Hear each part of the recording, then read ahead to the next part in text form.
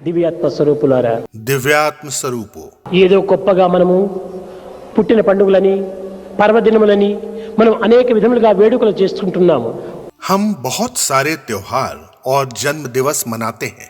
ఈ వేడుకలు కాదు మనకు ప్రధానము, यह त्योहार इतने महत्वपूर्ण नहीं होते। మనకు వేషములు కాదు ప్రధానము, వేషములు కాదు, वेशभूषा भी इतनी महत्वपूर्ण नहीं होती, భాషలు కాదు ప్రధానం, न ही भाषा महत्व रखती है, భావము ప్రధానం. भावना महत्वपूर्ण होती है। ఈ భావశుద్ధి లేకుండా ఆగినపోతే జ్ఞాన సిద్ధి కూడా మనకు లభ్యం కాదు. हृदय की पवित्रता के बिना आप बुद्धि और ज्ञान से परिपूर्ण नहीं हो सकते। కనుక చిత్తశుద్ధి నిమిత్తమై మీరు తగినటువంటి చర్యలు గావించండి. हृदय को शुद्ध करने के लिए आप कर्म करते हैं।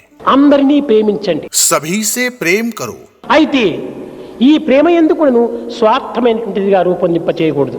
तुम्हें इस प्रेम को कभी स्वार्थी नहीं होने देना चाहिए। అందరి యందు ఉన్నటువంటి దైవత్వం ఒక్కటిగా విశ్వసించండి. यह विश्वास रखो कि प्रत्येक में एक ही दिव्य तत्व उपस्थित है। నిరంతరం కూడాను సమాజ సేవలో పాల్గొనాలి. आप सामाजिक कार्यों में भाग लेते हैं। గ్రామ సేవనే రామ సేవ అని చెప్పాను. ग्राम सेवा ही राम सेवा है। ఈ గ్రామ సేవ చేసినప్పుడే అదే రామ సేవగా మారుతుంది. ग्राम सेवा राम सेवा में परिवर्तित हो जाएगी।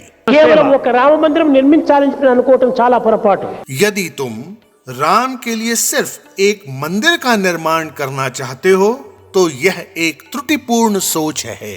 ఇంత గొప్ప విశాలమైనటువంటి భారతదేశంలో ఏదో ఒక చోట రామ మందిరం నిర్మించుకుంటే మనకు వచ్చిన ఫలితం ఏమిటి? इस विशाल भारत में प्रभु राम का एक मंदिर एक स्थान में निर्मित किए जाने का क्या उपयोग होगा? ప్రతి ఒక్కరి హృదయం కూడా రామ మందిరంగా మార్చుకోవాలి. प्रत्येक मानव का हृदय राम मंदिर के रूप में परिवर्तित होना चाहिए।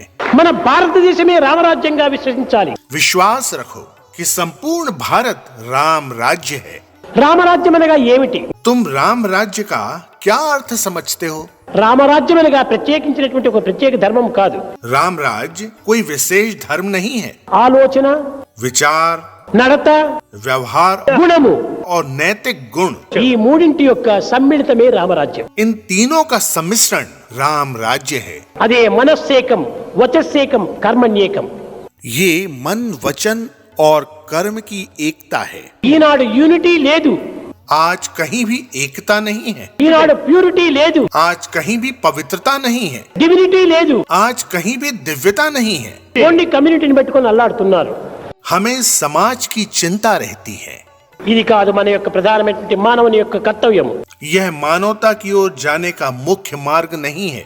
ఈ విధంగా కూడాను మనం కొంత విభాగం చేసినప్పుడు మన మానవత్వానికే ఒక అపకారం చేసిన వారం అవుతాం. जब हम स्वयं को इस तरह विभाजित करते हैं तो हम संपूर्ण मानवता को तकलीफ पहुंचाते हैं।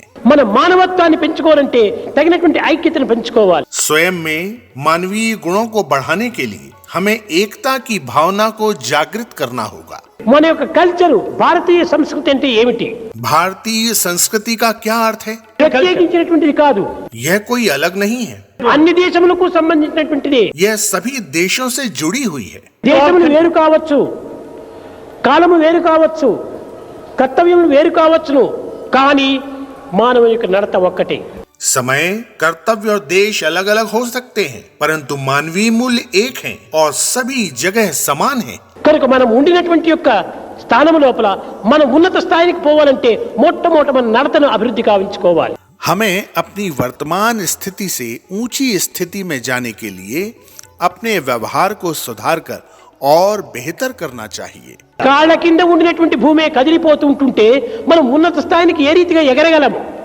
जब तुम्हारे पैर के नीचे की धरती यानी पृथ्वी घूम रही है तब तुम उड़ने की कैसे सोच सकते हो?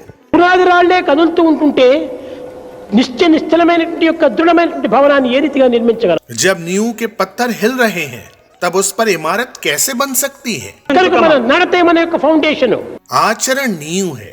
మన యొక్క చర్యలే మనకు ప్రధానమైనటువంటి ఆధారములు.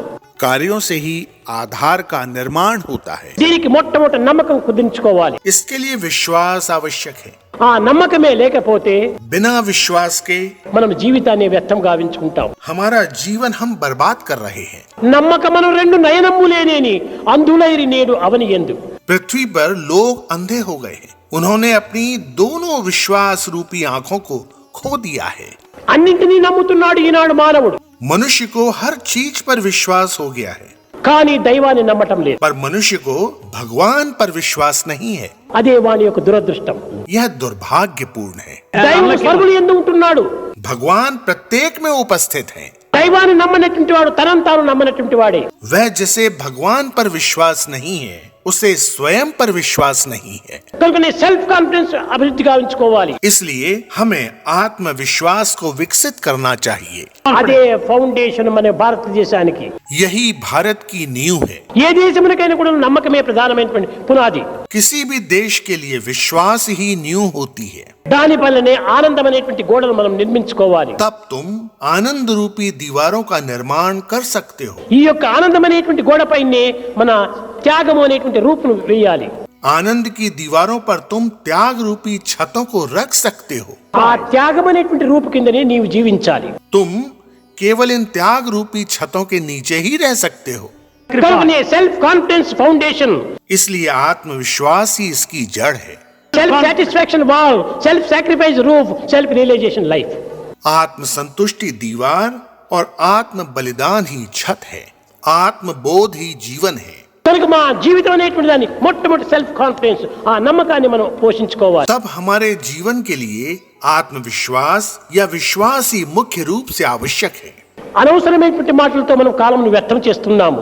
हम गपशप में अपना समय नष्ट करते हैं। పరనిందలతో మనం అపవిత్రం గావిస్తున్నాము కాలాన్ని. हम घटनाओं पर चर्चा करने में अपना समय नष्ट करते हैं। దైవనామాన్ని ఎందుకు స్మరించకూడదు? हम भगवान के नाम का जप क्यों नहीं करते?